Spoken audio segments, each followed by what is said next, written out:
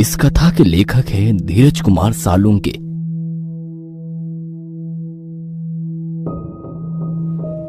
रात के 2 बज रहे थे। एक 30-35 साल की औरत सुनसान रास्ते पर ऑटो का इंतजार कर रही थी। तभी उसी रास्ते पर एक ऑटो आ गया। जैसे ही उस औरत ने हवा में हाथ लहराया, वैसे ही ऑटो ड्राइवर ने ऑटो उसके पास जाकर रोक दी। कहाँ जाना है मैडम? ऑटो ड्राइवर ने उस औरत से पूछा। अवंती नगर। औरत ने उत्तर दिया। ऑटो ड्राइवर ने अपना मोबाइल निकाला और गूगल मैप पर अवंती नगर की तलाश की, क्योंकि वो शहर में नया ही आया था और वो पहले कभी अवंती नगर की ओर नहीं गया था। अवंती नगर वहां से 7 किलोमीटर की दूरी पर था। भाड़ा 300 रुपए होगा मैडम, ऑटो ड्राइवर ने औरत से पूछा। क्या 300 रुपए? भैया 300 बहुत ज्यादा है, 200 में छोड़ दो। उस औरत ने ऑटो ड्राइवर से कहा। ऑटो ड्राइवर ने उस औरत को सिर से पैर तक देखा और कुछ देर सोचकर वो बोला, बैठिए, छोड़ देता हूं। वो औरत ऑटो में बैठ गई और ऑटो अवंती नगर की तरफ निकल पड़ा। ऑटो ने 4-5 किलोमीटर की दूरी तय की थी। जब से वो औरत ऑटो में बैठी थी, तब से ऑटो ड्राइवर उसे आईने में घूरे जा रहा था और गाना गा रहा था। सलाम इश्क मेरी जान जरा कबूल कर लो, तुम हमसे इश्क करने की जरा सी भूल कर लो। ऑटो ड्राइवर के इस बर्ताव से वो औरत डर गई। उसने तुरंत किसी को फोन किया और धीरे से बोलने लगी। वैसे ही रिक्शे वाले ने गाना बंद कर दिया और उसकी बातें सुनने की कोशिश करने लगा। हेलो शालिनी, तू आ रही है ना मेरे घर? तुझे पता है ना कि मेरे पति विशाल अमेरिका चले गए हैं और मैं घर पर अकेली हूँ। वो औरत बोली। नहीं यार, मैं नहीं आ सकती, मैंने तुम्हें दोपहर में ही बताया था ना। फोन की दूसरी तरफ से दूसरी औरत बोली। ठीक है, मत आना। ऐसा कहकर उस औरत ने गुस्से में फोन रख दिया। ऑटो ड्राइवर ने उस औरत की बात सुन ली थी। उसने सुन लिया था कि वो औरत आज रात अपने घर पर अकेली है और उसके सहेली ने भी उसके घर आने के लिए मना कर दिया है। ऑटो ड्राइवर अभी भी शीशे से उस औरत को घूर रहा था। इस वजह से वो औरत बहुत ज्यादा डर गई थी। तभी उस औरत ने एक बंगले के सामने ऑटो ड्राइवर को रुकने के लिए कहा। ऑटो ड्राइवर ने देखा कि उस घर पर सिल्वर लीफ लिखा हुआ था। वैसे वो घर नहीं, एक बड़ा सा आलीशान बंगला लग रहा था। जैसे ही ऑटो रुक गया, वो औरत ऑटो से उतर गई और ऑटो ड्राइवर को पैसे देने के लिए उसने अपना हाथ आगे बढ़ाया। तभी ऑटो ड्राइवर ने पैसे लेते समय उसका हाथ पकड़ लिया और बोला, अब जब तुम मुझे यहाँ तक ले ही आई हो तो एक कप चाय ही पिला दो। ऑटो ड्राइवर की बात सुनकर औरत और भी ज्यादा डर गई। उसने ऑटो चालक के हाथ से अपना हाथ छुड़ा लिया और सीधे गेट के अंदर भाग गई। यह देख ऑटो चालक मुस्कुराया। तभी उसकी नजर पीछे की सीट पर गई। औरत ऑटो में अपना मोबाइल भूल गई थी। इससे पहले कि औरत अपना मोबाइल लेने वापस आती, ऑटो ड्राइवर ने ऑटो स्टार्ट कर दी और वह वहां से 9-2-11 हो गया। कुछ दूर जाकर उसने ऑटो रोका और उस मोबाइल को देखा। वो कुछ 20-25 हजार का महंगा मोबाइल था। यह देखकर वो बहुत खुश हुआ, लेकिन उसने देखा कि मोबाइल बंद था। लेकिन अब कुछ समय पहले ही तो वो औरत मोबाइल पे किसी से बात कर रही थी, तभी तो मोबाइल चालू था। फिर इतने जल्दी ये बंद कैसे हो गया? वो मन ही मन बोला। लेकिन फिर उसने सोचा कि शायद मोबाइल की बैटरी डेड हो चुकी होगी, इसलिए बंद पड़ा होगा। तभी अचानक उसके सिर में एक डरावनी योजना आ गई। मोबाइल फोन देने के बहाने उस औरत के घर जाने की। उसके दरवाजा खोलते ही उसके गर्दन पर छुरा रखकर उसकी इज्जत लूटने की और फिर घर में से सारे पैसे लूट के 9-2-11 होने की योजना बनाई। लेकिन इसके लिए उसे एक और साथी की जरूरत थी, इसलिए उसने अपने एक दूसरे ऑटो ड्राइवर दोस्त को फोन किया और उसे अपनी योजना के बारे में बताया। जब उसके दोस्त ने सुना कि एक सुंदर औरत घर पर अकेली है, तब उसका दोस्त वहां आने के लिए राजी हो गया। उसने अपने दोस्त को उस औरत के घर का पता बताया और उसे तुरंत वहां आने के लिए कहा और खुद उस औरत के बंगले के बाहर जाकर रुक गया। 10-15 मिनट बीत गए थे। पर फिर भी उसका दोस्त अभी तक नहीं आया था। उसने उसे बहुत फोन किए, लेकिन वो उसका फोन नहीं उठा रहा था। ऑटो ड्राइवर को ज्यादा देर तक रहा नहीं जा रहा था। उसे उस औरत का चेहरा बार बार उसकी आंखों के सामने दिखाई दे रहा था। उसके वो हवा में उड़ने वाले बाल उसकी आंखों के सामने आ रहे थे। उसके परफ्यूम की महक अभी भी उसकी नाक में बस गई थी। तो उसने अपने दोस्त को मैसेज किया, मैं अंदर जा रहा हूं, तुम्हारे लिए दरवाजा खुला रखूंगा, जल्दी आ जाना। जैसे ही उसने मैसेज किया वैसे उसने सीट के नीचे छुपाया हुआ चाकू निकाला और एक हाथ में चाकू और दूसरे हाथ में मोबाइल लेकर वो गेट खोलकर अंदर चला गया। उसने डोरबेल बजाई, लेकिन अंदर से कोई भी जवाब नहीं आया। उसने 3-4 बार डोरबेल बजाई, लेकिन फिर भी अंदर से कोई जवाब नहीं आया। उसने सोचा कि शायद वो औरत अब सो गई होगी। उसे लगा कि उसकी योजना विफल हो गई और गुस्से में आकर उसने दरवाजे पर अपना हाथ मारा। तभी घर का दरवाजा खुल गया। उसने उस औरत का मोबाइल अपनी जेब में रखा और दाहिने हाथ में चाकू लेकर घर में घुस गया। उसने घर का दरवाजा बंद कर दिया और इधर उधर देखने लगा। वो एक बड़ा सा हॉल था। उस फ्लोर पर कोई बेडरूम उसे दिखाई नहीं दी, इसीलिए वो सीढ़ियां चढ़कर दूसरे फ्लोर पर गया। वहां उसने देखा कि एक बेडरूम का दरवाजा खुला हुआ है और उस कमरे में रोशनी चालू थी। ऑटो ड्राइवर चुपके से दबे पांव उस कमरे में जा पहुंचा। अंदर कोई भी नहीं था। तभी उसे बाथरूम में से पानी गिरने की आवाज सुनाई दी। अच्छा, तो वो औरत बाथरूम में है, इसलिए उसे डोरबेल की आवाज सुनाई नहीं दी और इसीलिए उसने दरवाजा नहीं खोला। वो मन ही मन बोला और जल्दी से बाथरूम के दरवाजे के बाहर जाके खड़ा हो गया, क्योंकि उसने सोचा कि जब वो औरत बाथरूम से बाहर आएगी तो वह तुरंत उसके गले पर चाकू रख देगा और फिर बड़ी आसानी से उसकी इज्जत लूट लेगा। तभी अंदर से दरवाजे की कुंडी खुलने की आवाज आई। ऑटो ड्राइवर हाथ में चाकू पकड़कर सतर्क हो गया, क्योंकि वह औरत अब बाहर आने वाली थी। लेकिन 2 मिनट बीते, 4 मिनट बीती, पर वो औरत अभी तक बाथरूम से बाहर नहीं आई थी। आखिरकार ऑटो ड्राइवर ने बाथरूम के दरवाजे को अंदर धकेल दिया।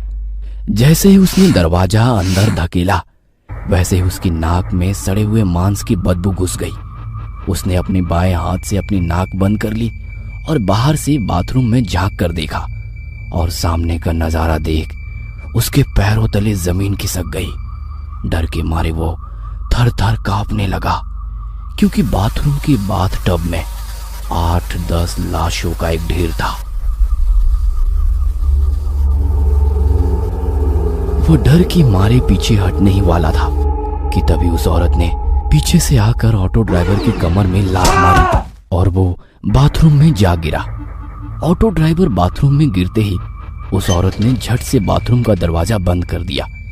जैसे ही ऑटो ड्राइवर ने उसकी दाईं तरफ देखा, वो पसीने से तरबतर हो गया और उसने उठकर दरवाजा खोलने की कोशिश की, लेकिन दरवाजा नहीं खुला, क्योंकि उस औरत ने बाहर से दरवाजा बंद कर दिया था। उसे पता चल चुका था कि उस औरत ने जानबूझकर उसे बाथरूम में बंद कर दिया है।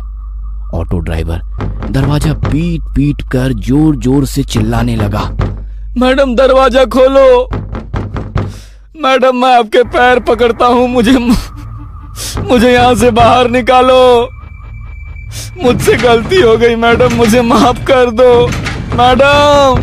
वो भीख मांग रहा था, लेकिन बाथरूम के बाहर से कोई जवाब नहीं आया। बाथरूम के बाहर सन्नाटा फैल गया।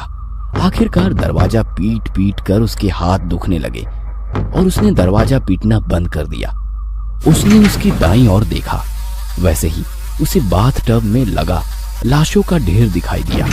8-10 लाशें एक के ऊपर एक रखी हुई थी और हैरानी की बात तो यह थी कि उन सभी लाशों के ऊपर ऑटो ड्राइवर की यूनिफॉर्म थी। इसका मतलब ये था कि वे सभी लाशें ऑटो ड्राइवर की थी। उसने अपने कपड़ों को देखा तो उसने भी वैसे ही यूनिफॉर्म पहन रखी थी। बाथ टब के बगल में मोबाइलों का ढेर पड़ा हुआ था। ऑटो ड्राइवर ने उसकी जेब से मोबाइल निकाला और वो फिर एक बार चौंक गया, क्योंकि बिल्कुल वैसे ही मोबाइल का ढेर था। वो समझ गया कि उसे धोखे से फंसाया गया है। उस औरत का ऑटो में कहना कि मैं घर पे अकेली हूं और उसके बाद ऑटो में मोबाइल छोड़ना, ये सब उसकी ही चाल थी और वह बुरी तरह से उसकी जाल में फंस चुका था। वो समझ चुका था कि वे सभी ऑटो ड्राइवर भी बिल्कुल उसकी तरह ही उस औरत के जाल में फंस गए थे और वो बाद में उसी बाथटब में मर गए। अब उसके साथ क्या होगा, इसका ख्याल उसके मन में ही आ गया। क्या ऑटो ड्राइवर उस भूतिया बंगलों से बच निकलेगा? इन सभी सवालों के जवाब जानने के लिए इस कहानी का अगला पार्ट देखना मत भूलना।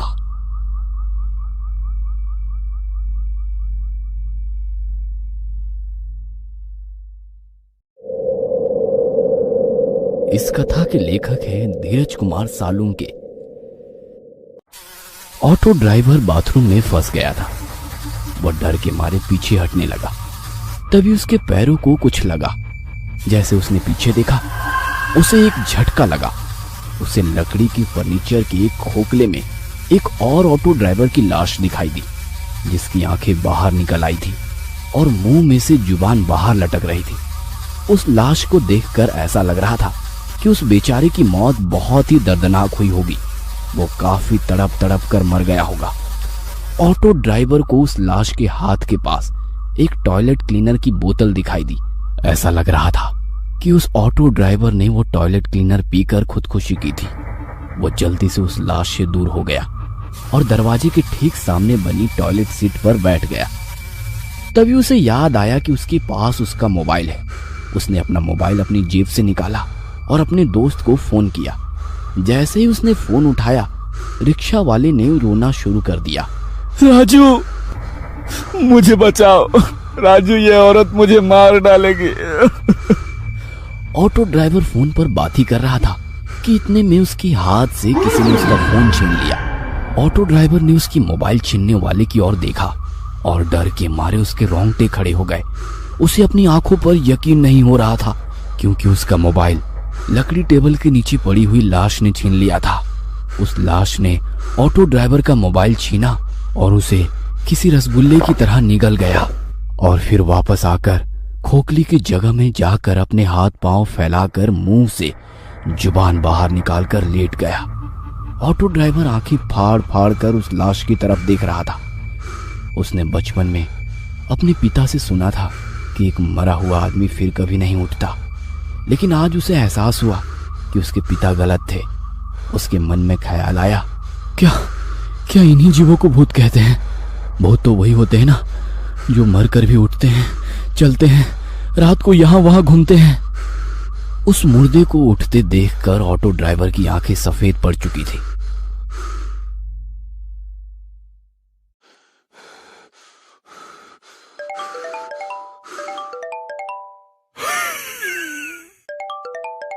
तभी अचानक से उसकी मोबाइल की रिंगटोन बजनी शुरू हो गई।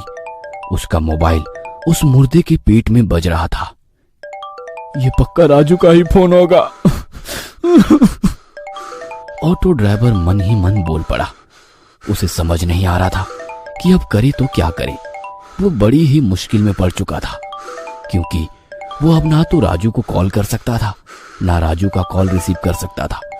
उसका मोबाइल 2-3 बार बजा, लेकिन कोई फायदा नहीं हुआ, क्योंकि फोन उठाना अब उसके लिए असंभव था। वो मोबाइल ही उसका बच निकलने का एकमात्र रास्ता था। और जब उसे महसूस हुआ कि अब वो रास्ता बंद हो गया है, तो वह फूट फूट कर रोने लगा। मैडम, मुझे यहाँ से बाहर निकालो। मैडम, मुझे यहाँ से बाहर निकालो। वो चीख चीख कर रोने लगा। तभी बाथरूम के बाहर से वो औरत बोली, अरे तुम अंदर कैसे फंस गए? आपको अंदर किसने बंद किया? ऑटो ड्राइवर यह सुनकर खुश हो गया कि औरत ने उसे बाथरूम में बंद नहीं किया था। मैडम, जल्दी से बाहर से दरवाजा खोलो, किसी ने दरवाजा बाहर से बंद कर दिया है। उसने बाथरूम के बाहर खड़ी औरत से कहा। हाँ, खोलती हूँ, आप बस दरवाजे के आगे ही खड़े हो जाइए। ऐसा कहकर वो औरत वहां से चली गई। कुछ ही देर में लोहे का कांटों वाला फावड़ा लेकर आ गई। ऑटो ड्राइवर दरवाजे के आगे ही खड़ा हुआ था। क्या आप दरवाजे पर नहीं हैं? उसने रिक्शा वाले से पूछा। ऑटो ड्राइवर अंदर से दरवाजे के सामने खड़ा था। हाँ मैडम, मैं दरवाजे के सामने खड़ा हूँ, आप बस जल्दी से दरवाजा खोलिए। ऑटो ड्राइवर बाथरूम से चिल्लाया। वो औरत हाथ में नुकीला फावड़ा लेकर बाथरूम के दरवाजे की तरफ भागी। इधर बाथरूम के अंदर ऑटो ड्राइवर ने सोचा, मैडम अभी दरवाजा खोलेंगी, कहीं मैं दरवाजे के बीच में ना आ जाऊं। इसलिए वो दरवाजे के किनारे पर चला गया और जैसे ही दरवाजे से बाजू हटा, उसी वक्त वो लोहे का नुकीला फावड़ा दरवाजे के आर पार हो गया। यह देखकर ऑटो ड्राइवर के होश ही उड़ गए। अगर वो उस दरवाजे के सामने एक और पल भी खड़ा होता तो वह लोहे का नुकीला फावड़ा उसके पेट से बाहर गुजर जाता और वह उसी पल मर गया होता। वो औरत जान गई थी कि उसका हमला जाया हो गया है, इसलिए उसने वो फावड़ा दरवाजे में से खींचकर बाहर निकाला। अरे क्या हुआ? आप दरवाजे के सामने खड़े रहिए ना, मैं अभी दरवाजा खोल देती हूँ। वो औरत बहुत ही प्यार से बोली, लेकिन ऑटो ड्राइवर ने अपने मुंह से एक शब्द भी नहीं निकाला। अरे अरे डरो मत, मैं तो सिर्फ दरवाजा खोलने की कोशिश कर रही थी। एक बार फिर मीठी आवाज में बड़ी प्यार से बोली। अंदर ऑटो ड्राइवर का हाथ डर के मारे कांप रहे थे। उसे पता था कि अगर वो दोबारा दरवाजे के सामने गया तो वह औरत नुकीला फावड़ा उसके पेट में घुसेड़ देगी। लेकिन फिर भी वो देखना चाहता था कि अगर वो इस बार दरवाजे के सामने गया तो क्या होगा। हैं? मैं खड़ा हूँ दरवाजे के सामने। ऑटो ड्राइवर दरवाजे के बाजू में खड़े होकर बोला। वो औरत जोर से चिल्लाई और उसने फिर एक बार बड़ी ताकत से लोहे का फावड़ा दरवाजे में घुसेड़ दिया और बाहर निकाला। यह देखकर ऑटो ड्राइवर घबरा गया। औरत को फिर से एहसास हुआ कि वह अपना शिकार चूक गई है, तो उसे गुस्सा आ गया। क्या हुआ? दरवाजे के सामने आ जाना, मैं दरवाजा खोल रही हूँ। ऑटो ड्राइवर को समझ नहीं आ रहा था कि अब क्या करे। नहीं, रहने दो, मैं अंदर ही ठीक हूँ, आप दरवाजा मत खोलना। ऑटो ड्राइवर ने उस औरत से कहा। वैसे वो औरत गुस्से से लाल हो गई और उसने अपने हाथ में से फावड़ा नीचे फेंक दिया। ठीक है, तो तुम बाहर नहीं आना चाहते तो मैं ही अंदर आ जाती हूँ। वो औरत ने डरावनी आवाज में ऑटो ड्राइवर से कहा और वो दरवाजा खोलने लगी। ऑटो ड्राइवर ने सोचा कि अगर वो अंदर आ गई तो ना जाने उसके साथ क्या करेगी, क्योंकि उस औरत के सर पर खून सवार था। तभी उस औरत ने दरवाजे को अंदर धकेल दिया। एक तभी ऑटो ड्राइवर होश में आया और अपनी पूरी ताकत से उसने दरवाजे को अंदर से बाहर धकेला और अंदर से बंद कर दिया। वो औरत गुस्से से लाल हुई और दरवाजे पर लात मारने लगी। खोलो दरवाजा, खोलो दरवाजा, खोलो। वो दरवाजे पर लात मारते हुए चिल्ला रही थी। उस औरत का वो भयानक बर्ताव देखकर ऑटो ड्राइवर बहुत डर गया। वो अपने सिर पर हाथ रखकर नीचे बैठ गया और रोने लगा। ये मैं कहाँ आकर फंस गया। वो सर पकड़कर रोने लगा। तभी उसे अपने गांव के पागल बाबिया की बात याद आने लगी। एक औरत के चक्कर में बाबिया ने अपनी खेती बाड़ी और घर बेचकर वो भिखारी बन गया था और बाद में वो पागल हो गया था। तब से वह हर आदमी को पकड़कर सिर्फ एक ही वाक्य कहता था, भाई चानात खूब वाहटा है। मतलब औरत की लत बहुत खराब है। लेकिन तभी ऑटो ड्राइवर उसे हर वक्त कहता कि वह मर्द ही क्या जिसे औरत की लत ना हो। ऐसी जिंदगी से तो मौत अच्छी। और आज वह एक औरत की वजह से ही मौत के सामने खड़ा हुआ था। बाबिया सही कहता था, भाई चानात खूब वाइट टस्सो। उसने खुद से ही कहा।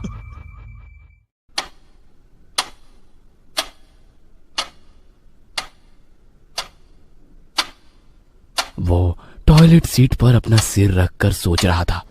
इतने में उसे एक ऑटो की आवाज सुनाई दी। उस घर के सामने एक ऑटो आकर खड़ा हो गया था। उसे पता चल गया था कि वो उसका दोस्त राजू ही था जो ऑटो में आया था।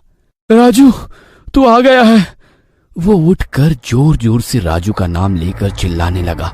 राजू, राजू, मैं इस घर में हूँ। इस औरत ने मुझे बाथरूम में कैद कर दिया है। राजू, राजू। तभी उस औरत ने दरवाजे पर जोर से लात मारी। चुप बैठ, वरना तेरे मुंह में फावड़ा घुसेड़ दूंगी। उसने रिक्शा वाले से कहा। नहीं, चुप बैठूंगा। ऑटो ड्राइवर थोड़ी हिम्मत दिखाते हुए बोला। तभी उस औरत ने जोर से दरवाजे पर लात मारना शुरू कर दिया। ऐसा लग रहा था कि जैसे दरवाजा टूटने ही वाला है। ऑटो ड्राइवर बहुत डर गया था। तभी घर की डोरबेल बजी। वैसे ही औरत शांत हो गई और ऑटो ड्राइवर राजू राजू कहकर चिल्लाने लगा। जरा रुको, हाँ, मैं बस 1 मिनट में आई। वो औरत मीठी आवाज में चिल्लाई और दरवाजा खोलने के लिए वहां से चली गई। ऑटो ड्राइवर बाथरूम के दरवाजे पर आ गया। दरवाजे में लोहे का फावड़ा घुसाने के कारण दरवाजे में छेद हो गए थे। ऑटो ड्राइवर एक छेद से बाहर देखने लगा। बेडरूम में कोई नहीं था। 3-4 मिनट में वो औरत राजू को बेडरूम में ले आई। राजू को देखकर ऑटो ड्राइवर ने चिल्लाना शुरू कर दिया।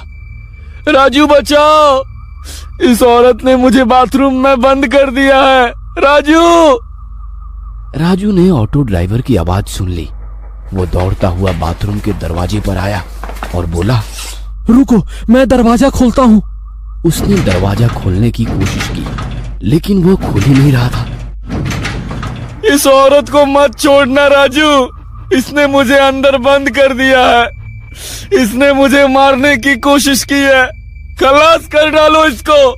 ऑटो ड्राइवर ने बड़े गुस्से में राजू से ये कहा। यह सुनकर राजू गुस्से से लाल हो गया। उसने अपनी जेब से चाकू निकाला और जोर से चिल्लाया।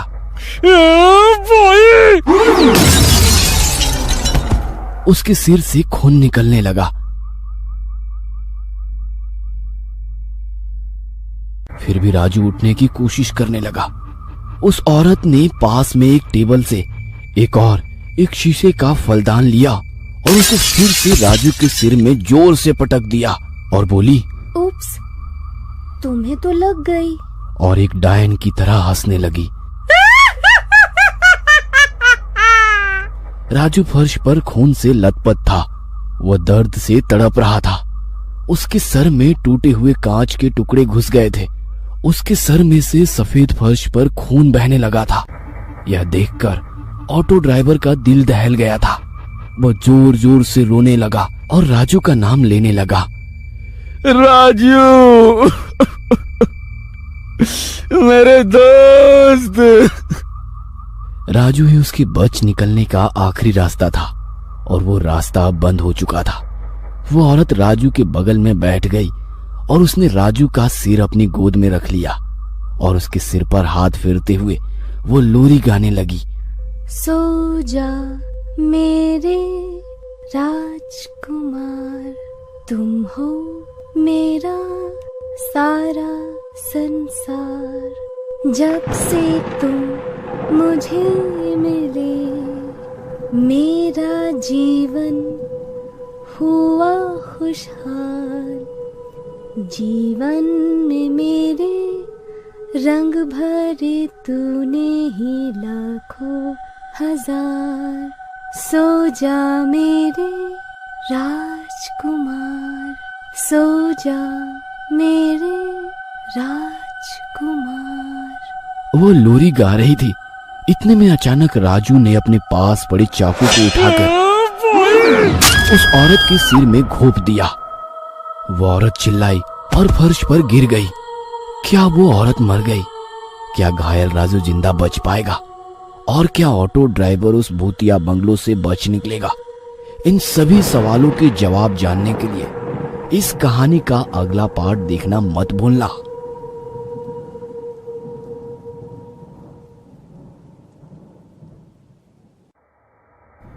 इस कथा के लेखक हैं धीरज कुमार सालुंके। राजू को जिंदा देखकर ऑटो ड्राइवर बहुत खुश हुआ। उसकी आंखों में खुशी के आंसू आ गए। राजू, मेरे भाई, तू जिंदा है। जल्दी से यहाँ आ जा और मुझे यहाँ से बाहर निकाल। उसने राजू से कहा। राजू ने अपने हाथों के कोहनी को फर्श पर टिका दिया और कोहनी के बल वो बाथरूम के दरवाजे पर आ गया। उसने दरवाजा खोलने के लिए अपना हाथ उठाया, तभी रिक्शा चालक जोर से चिल्लाया, राजू पीछे देख। और जैसे ही उसने पीछे मुड़कर देखा, उस औरत ने उसके मुंह पर लोहे का फावड़ा दे मारा और राजू का सिर उल्टा हो गया। यह देख ऑटो ड्राइवर का मुंह खुला का खुला रह गया। वो औरत फिर से जिंदा हो गई थी और उसने लोहे के फावड़े से एक ही बार में राजू को मार दिया था। लेकिन ये कैसे हो सकता है? ये औरत तो मर चुकी थी। राजू ने इसके सिर में चाकू घोंप दिया था और चाकू अभी भी उसके सिर में है। ऑटो ड्राइवर सोचने लगा। उस औरत ने उसके हाथ में से फावड़ा फर्श पर फेंक दिया और उसने अपने सिर में घुसा हुआ चाकू बाहर खींच लिया। फिर उसने उस चाकू पर लगे खून को अपनी लंबी और काली जीभ से चाटा। उस औरत की साड़ी राजू के खून से लथपथ हो गई थी। उसके लंबे काले बाल बिखरे हुए थे। उसकी आंखों के नीचे काले घेरे आ गए थे। थोड़ी देर पहले उसके चेहरे पर जो चमक और चेहरे की नाजुकता दिख रही थी, अब वो गायब हो गई थी। उसके हरकत से उसके इंसान होने के कोई संकेत नहीं दिखाई दे रहे थे, क्योंकि एक इंसान कभी भी इतना निर्दयी नहीं हो सकता और कोई भी इंसान सर में चाकू घोंपने के बाद जिंदा नहीं होता।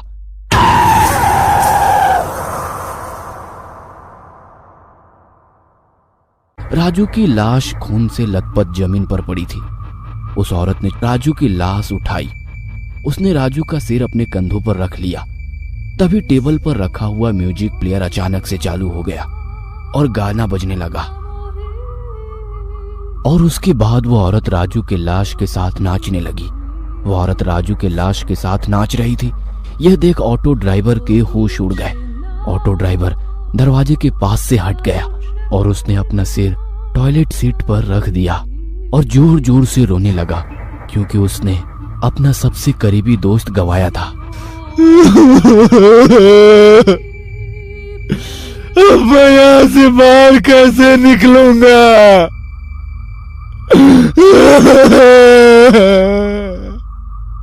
वो रोते रोते खुद से ही बोल पड़ा।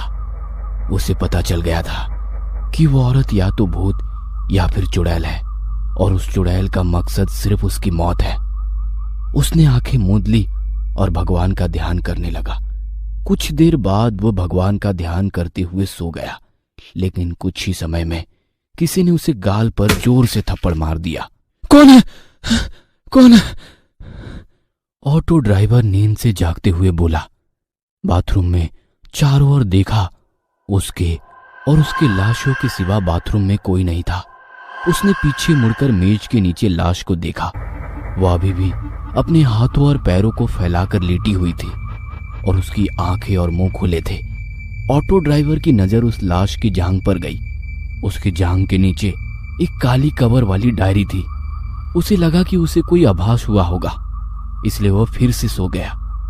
जब वो सो गया तो किसी ने उसे पीछे से उसके पिछवाड़े में लात मारी। उसने पीछे मुड़कर देखा, लेकिन उसके पीछे कोई नहीं था।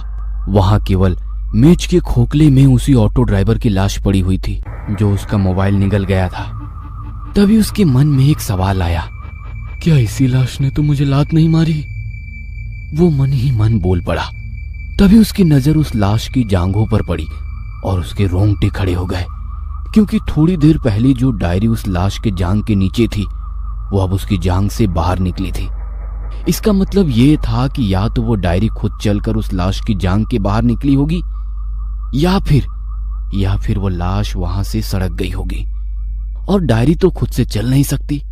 इसका मतलब वो लाश ही थी जो वहां से हिली थी। उसे समझ आ गया कि वो लाश ही थी जिसने उसे पहले थप्पड़ मारा और बाद में लात मारी थी। वो लाश उसी जगह पर पड़ी थी और कुछ हलचल कर रही थी, पर उसे देखना था कि क्या वो लाश जिंदा है। इसलिए उसने बाथटब के पास में से एक मोबाइल फोन उठाया और उस लाश पर फेंक दिया, लेकिन वो लाश हिली नहीं। उसने फिर से उस मोबाइल के ढेर में से 3 मोबाइल उठाए और एक एक करके उस लाश के ऊपर फेंके, पर वो लाश हिली नहीं। उसे लगा कि उसे कोई वहम हुआ होगा, इसलिए वो फिर से जाकर टॉयलेट सीट पर सर रखकर सो गया। उसने आंखें बंद कर ली थी। इतने में उसके सर पर कुछ आ टकराया। ऑटो ड्राइवर ने आंखें खोली और चिल्लाया, कौन है? तभी उसकी नजर उसके सामने पड़े हुए मोबाइल पर पड़ी और उसकी सांसें रुक गई, क्योंकि उसके सर पर किसी ने मोबाइल फेंक कर मारा था। उसने पीछे मुड़कर टेबल के खोखले में पड़ी लाश को देखा। उसके बाजू में 3 मोबाइल पड़े हुए थे यह देखकर तो उसका दिल धड़कना बंद हो गया, क्योंकि उसने उस लाश के ऊपर 4 मोबाइल दे मारे थे। अब यहां सिर्फ 3 थे। इसका मतलब वो लाश ही थी जिसने उसे मोबाइल फेंक कर मारा था। वो उस लाश को देखकर पीछे पीछे जाने लगा। तभी उसके पीछे बाथ टब में से दूसरी लाश ने उसके पिछवाड़े में लात मारी और ऑटो ड्राइवर सीधे टेबल के नीचे पड़े हुए लाश के पैरों में जा गिरा। उस लाश के पैरों में गिरते ही उस लाश ने दोनों हाथों से उसका गला घोटना शुरू कर दिया। ऑटो ड्राइवर दर्द के मारे तड़प रहा था। वो उस लाश का चेहरा अपने नाखूनों से नोच रहा था, पर वो लाश उसका गला छोड़ ही नहीं रही थी। ऑटो ड्राइवर को उसकी मौत उसके सामने दिखाई दे रही थी। तभी उसने अपने हाथ फर्श पर टिका दिए। उसका नसीब अच्छा था कि उसे अपना चाकू फर्श पर मिला और उसने चाकू को उठाकर सीधा उस लाश के आंखों में घुसेड़ दिया और वैसे ही लाश सुन पड़ गई। उसने ऑटो ड्राइवर का गला छोड़ दिया और बेजान होकर नीचे पड़ गई। ऑटो ड्राइवर वहां से उठ गया और टॉयलेट सीट पर जाकर चढ़ गया। उसकी सांसें अटक रही थी। अब उसकी बाईं ओर टेबल के नीचे पड़ी हुई लाश थी और दाईं ओर बाथ टब जो लाशों से भरा हुआ था। हे भगवान, मुझे यहाँ से बाहर निकालो।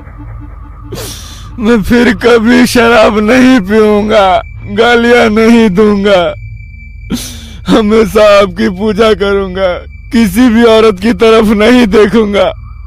आप कहे तो मैं सन्यासी बन जाऊंगा, पर मुझे इस बाथरूम से बाहर निकालो भगवान, बाहर निकालो।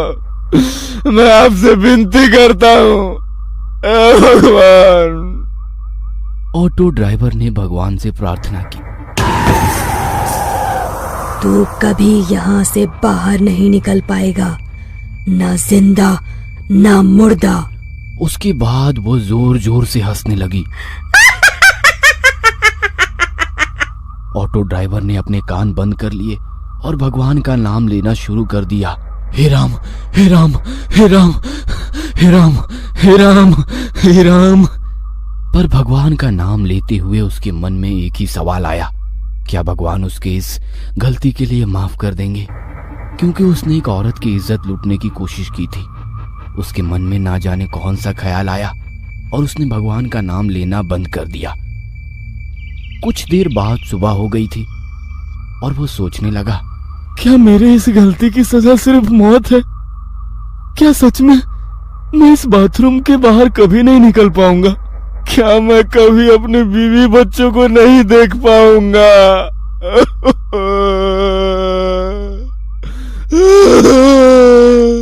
और वो रो पड़ा। उसे अपनी बीवी बच्चों की याद सता रही थी। नहीं, मैं इतनी जल्दी हार नहीं मानूंगा। मैं लड़ूंगा, मैं जरूर लड़ूंगा। वो खुद से बोल पड़ा और वो अपनी जगह पर खड़ा हुआ। बचाओ! कोई मुझे बचाओ! मैं इस बंगले के बाथरूम में फंसा हुआ हूँ। बचाओ! वो गला फाड़ कर चिल्लाने लगा। चिल्ला चिल्लाकर उसका गला दर्द करने लगा। तभी वो फिर से रो पड़ा। कोई मुझे बचाओ! वो रोते हुए बोला, पर कोई भी उसकी बातें सुन नहीं पा रहा था। आखिरकार वो चुप बैठ गया। तभी उसकी नजर टेबल के नीचे पड़े हुए उस लाश के पास पड़ी हुई डायरी पर पड़ी। उसने उस लाश के पास से डायरी उठाकर खोली। उसने डायरी में नाम पढ़ा, महेश सातारकर। वो शायद उसी की डायरी थी जिसमें वो हर दिन बिताए हुए अपने दिन के बारे में लिखा करता था। ऑटो ड्राइवर ने सोचा कि उसने जरूर इस डायरी में लिखा होगा कि वह बाथरूम में कैसे फंस गया था। कुछ पन्ने पलटने के बाद वह एक पेज पर रुक गया। उस पेज की शुरुआत में ऑटो ड्राइवर ने लिखा था, मुझे पता है किसी न किसी दिन मेरी डायरी कोई ऑटो ड्राइवर द्वारा पढ़ी जाएगी। मेरा नाम महेश सातारकर है और मैं कोई ऑटो ड्राइवर नहीं हूं, मैं एक पत्रकार हूं। ये पढ़कर ऑटो ड्राइवर चौंक गया। अगर वो ऑटो ड्राइवर नहीं बल्कि पत्रकार था तो उसने ऑटो ड्राइवर की यूनिफॉर्म क्यों पहन रखी थी? ऑटो ड्राइवर के मन में सवाल आया। उसने सोचा, इसके पीछे कोई ना कोई बड़ा कारण होगा, इसीलिए इस पत्रकार ने ऑटो ड्राइवर की यूनिफॉर्म पहन रखी होगी और इसी कारण वो चुड़ैल के जाल में फंस गया होगा। पर वो फंसा कैसे? उसके मन में और एक सवाल आया। तो इन प्रश्नों के उत्तर जानने के लिए ऑटो ड्राइवर ने वो डायरी पढ़ने का फैसला किया और उसने डायरी पढ़ना शुरू कर दिया। पिछले 3 महीनों से हर शनिवार को इस शहर में से एक ऑटो ड्राइवर गायब हो रहा है। रात में ऑटो चलाने वाले ऑटो ड्राइवरों में से हर शनिवार को एक गायब हो रहा था। इसलिए ऑटो ड्राइवर के परिवार वाले शहर के पुलिस थाने में गुमशुदगी की रिपोर्ट दर्ज करा रहे थे। लेकिन उन लापता ऑटो ड्राइवर का कुछ भी पता नहीं चल रहा था। लेकिन इन सभी घटनाओं में कॉमन बात अवंती नगर थी। ऑटो ड्राइवर लापता होने के अगले दिन ही उसका ऑटो अवंती नगर के सिल्वर लिप बंगले के बाहर पाया जाता था। सिल्वर लिप बंगला 4 महीने से बंद पड़ा था, इसलिए पुलिस को उस बंगले पर शक हो गया। पुलिस को शक था कि उन सभी ऑटो ड्राइवरों का किसी साइको ने अपहरण कर लिया है, क्योंकि सभी ऑटो ड्राइवर शनिवार की रात से लापता हुए थे और उनके खाली ऑटो सिल्वर लिप बंगले के बाहर पाए गए थे। इस वजह से पुलिस ने सिल्वर लिप बंगले की तलाशी ली, लेकिन उन्हें बंगले में कुछ भी संदिग्ध नहीं मिला। इसलिए पुलिस ने उस बंगले को अनदेखा कर दिया। मैं एक पत्रकार था, इसलिए मैंने फैसला किया कि मैं ऑटो ड्राइवरों के लापता होने का कारण जानकर ही रहूंगा और मैंने जांच शुरू की। तब मुझे पता चला कि जो ऑटो ड्राइवर लापता हो गए थे वे रात में गुलाबगंज इलाके में ऑटो चलाते थे। इसलिए मैंने शनिवार की रात को गुलाबगंज इलाके में ऑटो चलाने का फैसला किया। उस शनिवार की रात को 2 बजे मैं गुलाबगंज इलाके में ऑटो चला रहा था जब मैंने सुनसान रोड के किनारे पर एक औरत को देखा। मैंने ऑटो उसके करीब जाके खड़ा कर लिया। मैंने उस औरत के चेहरे की तरफ देखा। उसका चेहरा मुझे कुछ जाना पहचाना सा लग रहा था, जैसे कि मैंने उसे पहले कहीं देखा हो। लेकिन मुझे याद आ रहा था कि मैंने उसे कहाँ देखा था। भैया अवंती नगर छोड़ दोगे? उस औरत ने मुझसे पूछा। अवंती नगर के शब्द सुनते ही मेरी आंखें चमक उठी। हाँ बिल्कुल, बैठ जाइए, मैंने उस औरत से कहा। जैसे ही औरत रिक्शा में बैठ गई, मैं ऑटो को अवंती नगर की तरफ ले जाने लगा। ऑटो में बैठकर मैं याद करने की कोशिश कर रहा था कि मैंने उस औरत को कहाँ देखा है, लेकिन मुझे कुछ याद नहीं था। कुछ ही समय में अवंती नगर आया। उस औरत ने मुझे एक बंगले के सामने रुकने को कहा। उसने भाड़ा दिया और एक बंगले का गेट खोलकर अंदर चली गई। मैंने उस बंगले को देखा और मेरी आंखें खुली की खुली रह गई, क्योंकि उस बंगले का नाम सिल्वर लीफ था। लेकिन ये बंगला तो 4 महीने से बंद है। फिर यह औरत इस बंगले में क्यों गई है? मैं मन ही मन बोल पड़ा। मुझे लगा कि कुछ तो गड़बड़ है और मैंने उस बंगले में जाने का फैसला किया ताकि पता चल सके कि मामला क्या है। तभी अचानक से मेरी नजर पीछे की सीट पर गई। वो औरत ऑटो में अपना मोबाइल भूल गई थी। बस मुझे उस बंगले में घुसने का कारण मिल गया। मैंने मोबाइल लिया और गेट खोलकर बंगले के आंगन में आ गया। मैंने दरवाजे की घंटी बजाई, लेकिन कोई भी दरवाजा नहीं खोल रहा था। इसलिए मैंने दरवाजे को थोड़ा सा धक्का दिया और यह क्या, अचानक दरवाजा खुल गया। औरत शायद गलती से दरवाजा बंद करना भूल गई थी। मैडम जी! मैंने अंदर आते ही उस औरत को आवाज दी। तभी मैंने उस औरत के चिल्लाने की आवाज सुनी। दूसरी मंजिल के एक बेडरूम से वो चीखने की आवाज आई थी। इसलिए मैं दूसरी मंजिल के उस बेडरूम की तरफ भागा, लेकिन मैंने देखा कि बेडरूम खाली था। तभी एक बार फिर से औरत जोर से चीखी। वो चीख वॉशरूम से आई थी, तो मैं दौड़कर वॉशरूम का दरवाजा खोलकर वॉशरूम में घुस गया और सामने का नजारा देखकर मेरे पैरों तले जमीन खिसक गई, क्योंकि मैंने वॉशरूम के बाथटब में ऑटो ड्राइवर की लाशें देखी थी। तभी उस औरत ने बाहर से वॉशरूम का दरवाजा बंद कर दिया। मैंने दरवाजा खोलने की कोशिश की, पर मैं असफल रहा। मैं रोया, चिल्लाया, उससे भीख मांगी, लेकिन उसने दरवाजा नहीं खोला। मैंने बाथटब के पास मोबाइलों का ढेर देखा। मैंने अपनी जेब से उस औरत का मोबाइल निकाला तो वो एकदम उन्हीं मोबाइलों की तरह था। मैं समझ चुका था कि उस औरत ने मुझे अपने जाल में फंसाया है। लेकिन वो औरत कौन थी? मेरे मन में सवाल आया। अचानक मेरे दिमाग में कुछ आया और मेरे दिल की धड़कन बंद हो गई। कुछ 4-5 महीना पहले सिल्वर लीफ में, मतलब इसी बंगले में, इस बंगले की मालकिन की बड़ी ही बेरहमी से हत्या कर दी गई थी। मैंने तुरंत अपनी जेब से मोबाइल निकाला और गूगल पर श्यामला देशमुख मर्डर लातूर सर्च किया, पर वहां मैंने श्यामला देशमुख यानी इस बंगले की मालकिन की फोटो देखी और डर के मारे मेरे रोंगटे खड़े हो गए, क्योंकि जिस औरत ने मुझे इस वॉशरूम में बंद कर दिया, उस औरत का चेहरा और इस बंगले के मालकिन के चेहरे से मेल खा रहा था। पर यह कैसे मुमकिन है? ये औरत तो 5 महीने पहले ही मर गई थी। मैं मन ही मन बोल पड़ा और इस तरह से मुझे पता चल गया कि वह औरत भूत है। वो जरूर अपनी मौत का बदला लेने के लिए ऑटो ड्राइवरों को अपने जाल में फंसाकर उन्हें मार डालती रही थी, यह बात सभी लोगों को पता होनी चाहिए थी, इसलिए मैंने अपने दोस्त को कॉल किया, पर उसके फोन उठाने से पहले ही टेबल के खोखले में लेटी एक लाश ने मेरा मोबाइल निगल लिया। मैं वह देखकर बहुत ज्यादा डर गया था, पर उसके बाद मुझे उस लाश की आदत सी पड़ गई थी। जैसे ही रात में सोने की कोशिश करता, वह लाश मुझे कभी थप्पड़ मारती तो कभी लात मारती थी। सुबह होते ही वह लाश ठंडी पड़ जाती थी। दिन के समय तो कुछ भी हरकत नहीं करती थी, इसलिए मैंने दिन में ही सोने का फैसला किया। रात होते ही उस औरत का भूत वॉशरूम के बाहर बेडरूम में बड़ी ही डरावनी आवाज में गाना गाते हुए नाचती थी।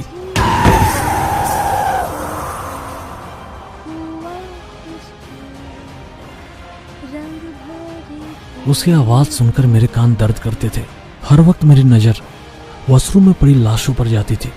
उसमें से आधे ऑटो ड्राइवर तो उस वॉशरूम में बिना खाने पीने के तड़प के मर गए थे। मैं हमेशा सोचता था कि वो औरत इन सभी की मौत कैसे देख पाती होगी। उस औरत की हत्या बेहद ही बेदर्दी से हुई थी। शायद इसलिए मरने के बाद वो इतनी क्रूर बन गई थी।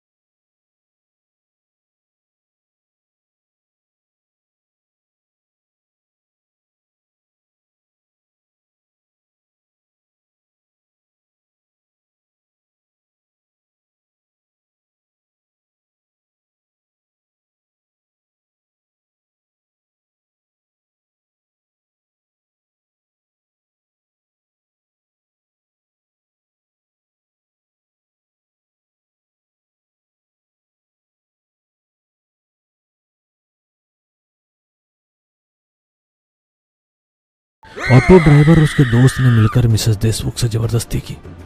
उसके बाद उन्होंने घर का सारा सोना और पैसे लूट लिए और वहां से जाते समय उन्होंने मिसेस देशमुख के हाथ पैर रस्सी से बांध दिए, उनके मुंह को कपड़े से बांध दिया और उन्हें वॉशरूम के बाथटब में मरने के लिए फेंक दिया।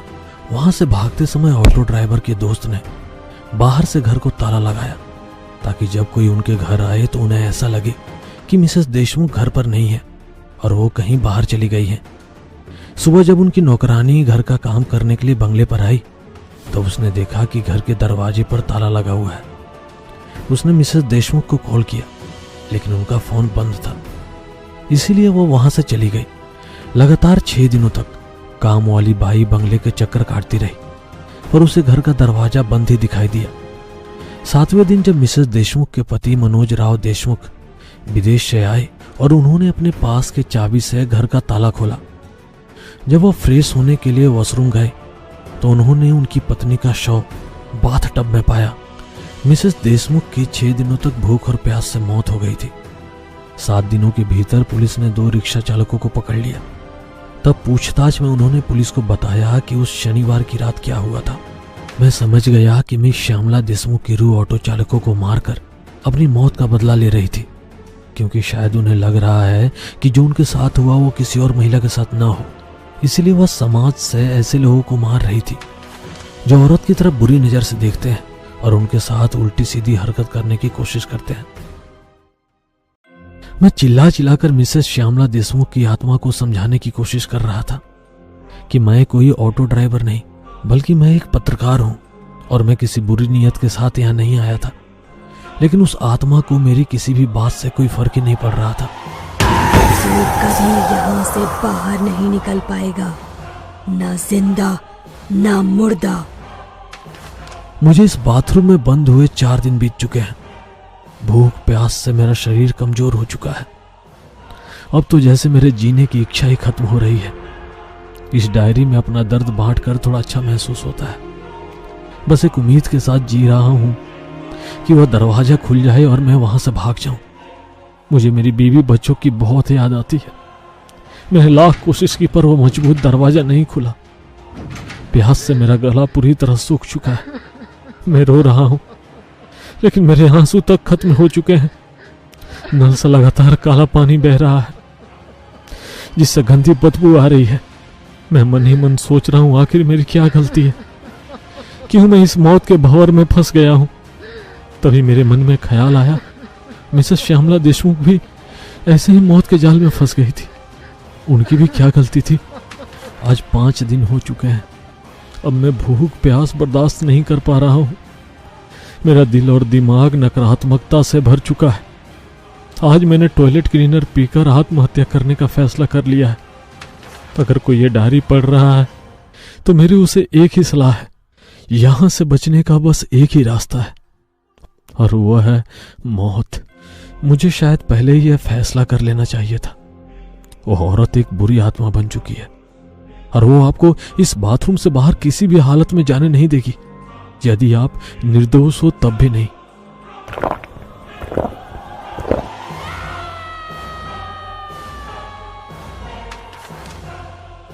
डायरी के आगे के पन्ने खाली थे। ऑटो ड्राइवर उस पत्रकार की डायरी पढ़ के बहुत डर गया था, क्योंकि उसे पता चल गया था कि जो भी इस बाथरूम में फंसता है उसकी मौत बहुत दर्दनाक होती है। उसे लगा कि पत्रकार सही था। उस औरत को बस एक ही चीज चाहिए और वो है ऑटो ड्राइवर की मौत। पर वो ऑटो ड्राइवर हार मानने वालों में से नहीं था। पर यहां से निकलूं कैसे,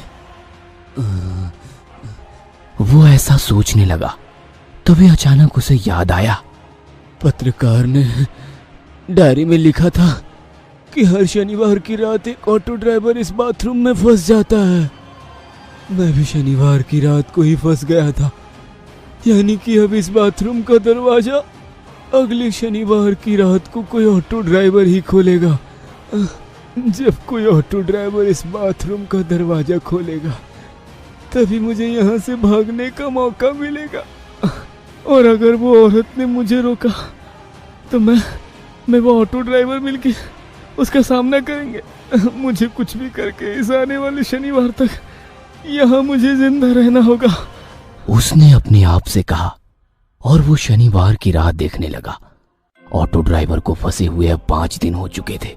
पिछले 5 दिनों से उसने कुछ भी नहीं खाया था। बिना पानी के उसका गला सूख गया था। उसने सोचा, भूख के मारे कहीं मेरी मौत ना हो जाए, पर क्या खाऊं? शव। उसने वहां पड़े शव के मांस को खाने के बारे में सोचा, पर दुविधा ये थी कि वो शाकाहारी था। उसने अपनी पूरी जिंदगी में कभी मांस नहीं खाया था और ये तो इंसान का मांस है, पर उसे जिंदा रहने के लिए ये आखिरी मौका था। इसलिए उसने इंसानी मांस खाने का सोचा। उसने खोखले में पड़ी हुई लाश के आंख से चाकू निकाला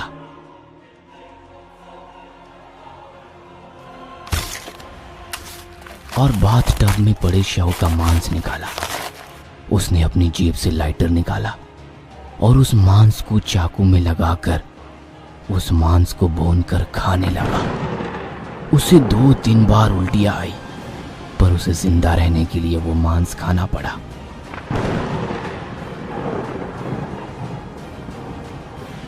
आखिरकार उसका इंतजार खत्म हुआ। शनिवार की रात आई। ऑटो ड्राइवर इंसानी मांस खाकर शनिवार तक जिंदा रहा। उसने घड़ी में देखा तो रात के 2 बजे थे। वो औरत पक्का नई शिकार के लिए निकल गई होगी।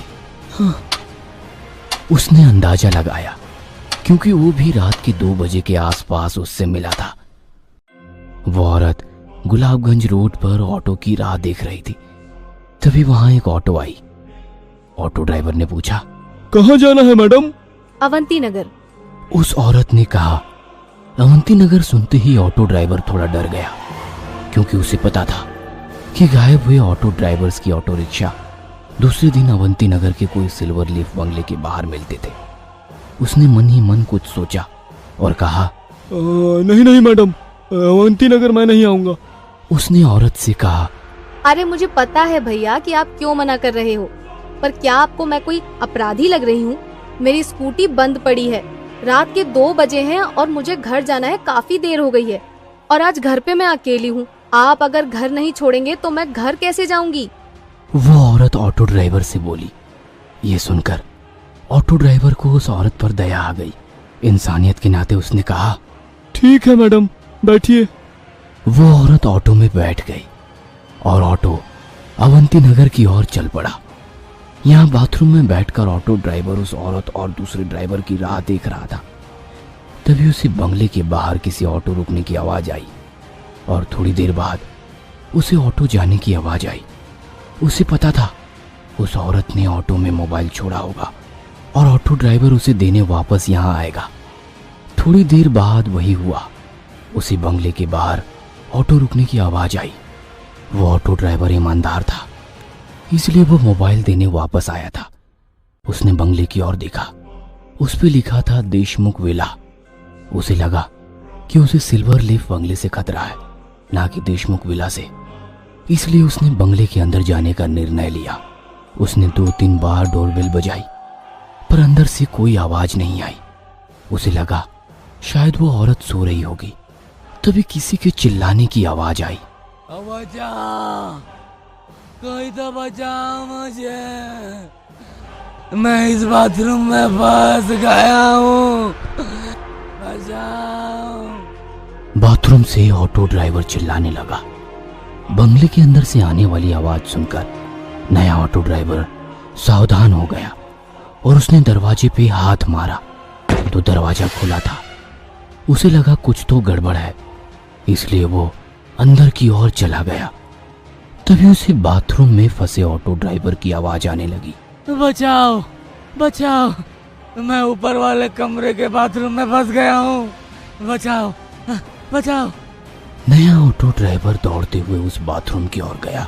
जल्दी दरवाजा खोलो, मुझे यहाँ से बाहर निकालो, उस औरत ने मुझे इस बाथरूम में बंद कर दिया है, जल्दी खोलो। हाँ, 1 मिनट। ऐसा कहकर नए ऑटो ड्राइवर ने दरवाजा खोला और दरवाजा खोलते ही उस औरत ने नए ऑटो ड्राइवर को पीछे से लात मारी और वो नया ऑटो ड्राइवर भी बाथरूम में गिर गया। और वो तभी उस औरत ने बाहर से दरवाजा बंद कर दिया। नया ऑटो ड्राइवर बाथरूम में लाशों के ढेर को देख जोर जोर से चिल्लाने लगा। अब वो जान चुका था कि शहर के गायब हुए ऑटो ड्राइवर जाते कहाँ हैं। दूसरी ओर पुराना ऑटो ड्राइवर अपना सर पकड़ के बैठा था क्योंकि उसका यहाँ से बाहर निकलने का प्लान फेल हो चुका था।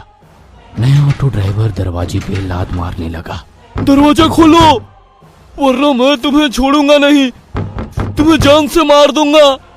तभी अचानक पुराने ऑटो ड्राइवर ने कहा, दोस्त, तुम्हारा मोबाइल कहाँ है? जल्दी से निकालो और पुलिस को फोन लगाओ, जल्दी निकालो। तभी नए ऑटो ड्राइवर ने अपने जेबें तराशते हुए कहा,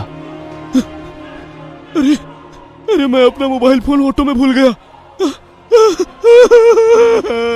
ये सुनते ही पुराने ऑटो ड्राइवर को गुस्सा आया। तेरी माँ की, मैं इतने दिन तुम्हारी राह देख रहा था और तुम मोबाइल ऑटो में भूला है। पर यहाँ हो क्या रहा है? हमें यहाँ क्यों बंद किया है? तभी पुराने ऑटो ड्राइवर ने उसे सारी बातें बताई। अब हम यहाँ से कैसे बाहर निकले? कि तभी दरवाजे पे किसी ने हाथ मारा और उस औरत ने बाहर से कहा, मैं तुझे बाहर निकालूंगी, पर तुझे मेरा एक काम करना पड़ेगा। काम? कौन सा काम? तुम्हारे सामने वाले ऑटो ड्राइवर को मार डालो।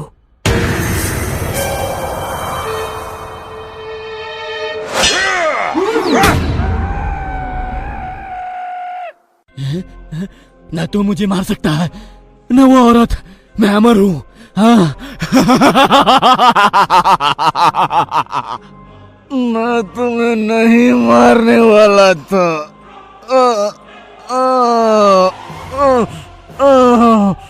पर मैं मरने वाला था, हैं? क्योंकि मुझे पता था ऐसा ही कुछ होगा, और आज नहीं तो 2 दिन बाद तू मुझे मार ही देता, क्योंकि मैं कमजोर हो चुका हूँ। इसलिए तू मुझे मारो, इसके पहले मैं ही तुम्हें मार दूंगा। हाँ, हाँ। नहीं नहीं, मुझे मत मारो, मैं तुम्हारे पैर पकड़ता हूँ। मुझे मत मारो मुझे।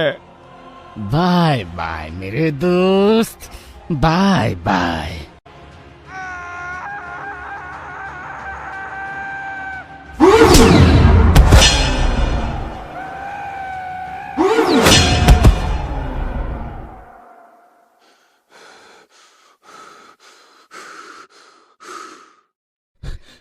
मैडम मैडम मैंने उसे मार दिया मैडम। और अचानक दरवाजा खुल जाता है। नया ऑटो चालक अपने पेट पर हाथ रखकर वॉशरूम से बाहर आता है।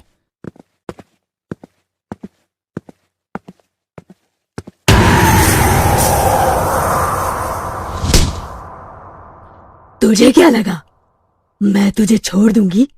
जो भी इस घर में आता है वो यहां से कभी बाहर नहीं जाता, न जिंदा न मुर्दा।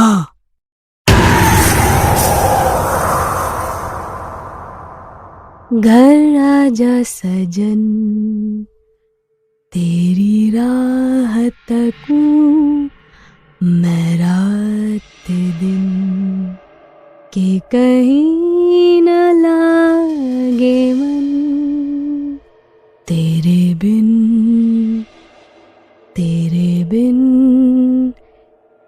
घर आजा।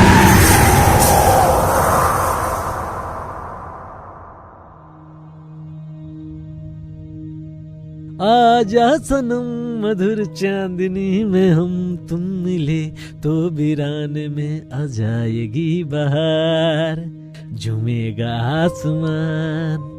तभी अचानक रास्ते के किनारे उसे एक औरत दिखी। उसने औरत के पास आकर ऑटो रोका। कहाँ जाना है? अवंती नगर। ये सुन ऑटो ड्राइवर को डर के मारे पसीना आ जाता है। नहीं मैडम, ऑटो नहीं जाएगा वहाँ। प्लीज छोड़ दो ना, आज मैं अकेली हूँ घर पर। नहीं, ऑटो नहीं जाएगा।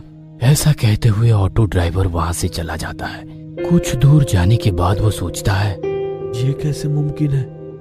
ये औरत तो 4-5 महीने पहले मर चुकी थी। तभी अचानक उसे गाना सुनाई देने लगता है। घर आजा सजन, तेरी राह तकूं मैं रात दिन। ऑटो ड्राइवर आईने में दिखता है तो वो औरत पीछे ऑटो में बैठी हुई वही गाना गा रही थी।